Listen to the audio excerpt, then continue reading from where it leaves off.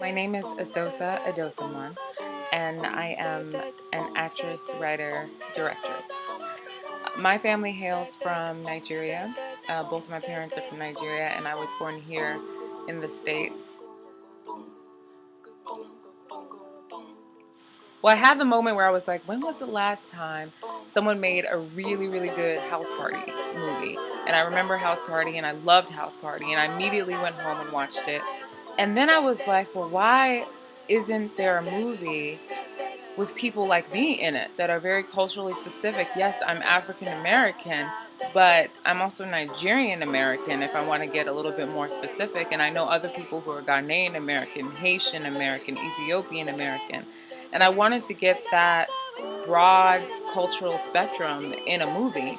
And so that was kind of like my inspiration for One Night in Brooklyn. I knew that for doing a film on the African diaspora, I knew that one, I wanted to see these images, and I knew that a lot of people wanted to see these images. Right now, there are so many people outside of Africa, Africans outside of Africa, born elsewhere, but hail from Africa, and the African diaspora just continues to grow and grow. So there's a huge audience that wants to see themselves on screen.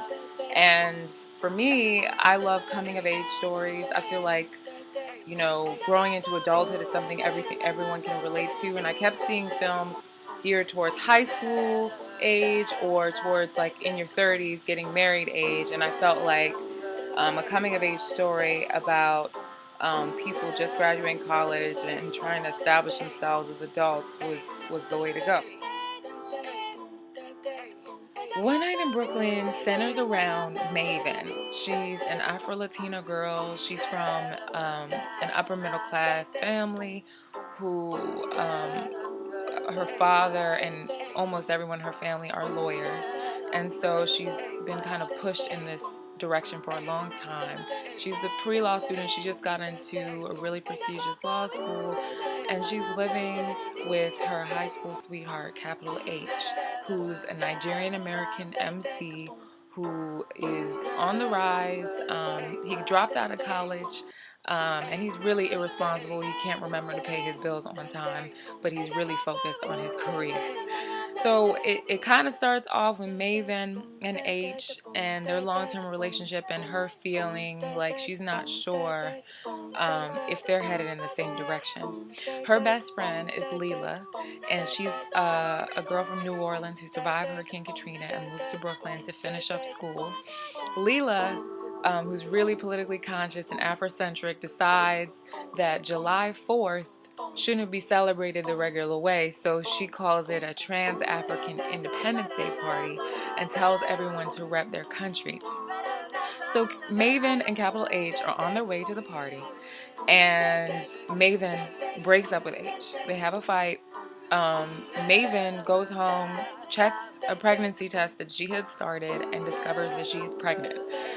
Leela coaxes Maven into going back to the party, but Maven gets to the party and finds her very recent ex-boyfriend shacked up with Leela's roommate, Jasmine, which is the character that I'm playing.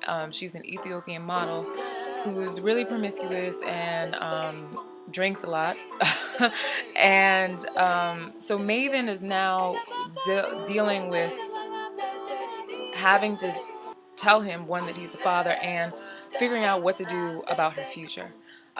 There's a lot more with the other characters, but I don't want to give too much away. So those really the main characters are Maven, Leela, capital H, and Jasmine. And then also in the mix we have Rocksteady, who's a graphic designer by day but wannabe MC by night. He's capital H's best friend. He thinks he's the greatest thing in the world, but not that many people are feeling his rhymes. We got Blunt, who's Dominican, and he's addicted to weed. We got the DJ of the party, who's a girl. They call her Shej sometimes, DJ Sheila, and she's from Canarsie, and she's just trying to keep the party live, and she's capital H's music partner. And then Jasmine's best friend, Nkosi, is a Trinidadian gay investment banker. So in the party, we're repping Nigeria, we're repping Ethiopia, we're repping Ghana, we're repping Haiti, um, we're repping Trinidad. So it goes on and on. I really want it to be a colorful film that gives voice to the diaspora. For me, is independence. I feel like every single character is going through um, is faced with challenges that one night at the party and leading into the party, that force them to grow up or look at themselves and look at the way they've been dealing with their lives. And it is a comedy, so it is going to be pretty funny. But we do deal with serious issues, which is the way I like it. There's a nice balance between the two.